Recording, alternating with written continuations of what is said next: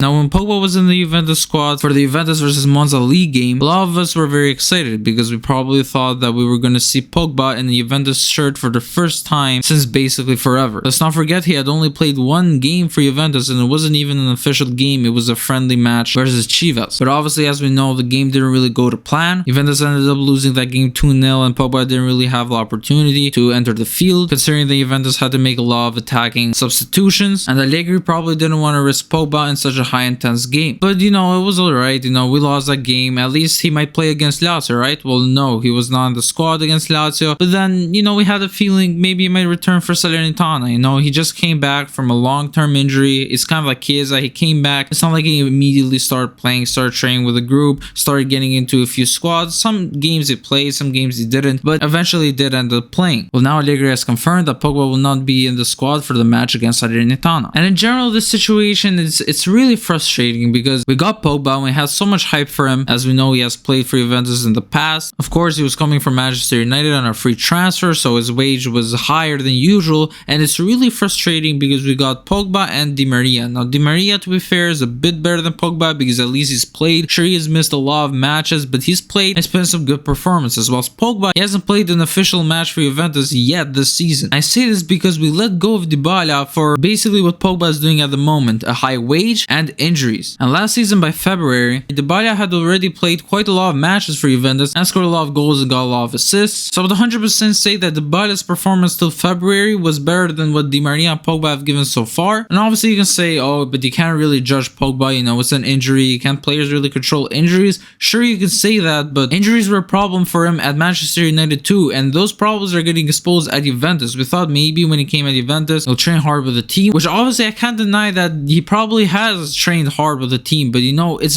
just disappointing, to be honest, because we're paying so much money for a player that hasn't even played an official match for Juventus yet, and it's not like he's 100% innocent either. I mean, when he first got injured, he didn't agree to go into surgery and instead opted to go to therapy for a month, because obviously, as we know, there was a World Cup in the middle of the season, which obviously doesn't make any sense, but regardless, he wanted to play in that World Cup for France, so he opted for therapy. That didn't work, and then he went to surgery. So taking into consideration that 1 month of time had already been wasted on stupid therapy that didn't work and probably wouldn't have worked for any player really, considering the kind of injury. Anyways, it is really disappointing. Let's just hope that he'll recover soon, at least for the Nantes game in the Europa League. Anyways, let me know your thoughts in the comments down below. I hope you guys enjoyed this video. If you did, make sure to like, share, subscribe for more kind of content, and I'll see you in the next one.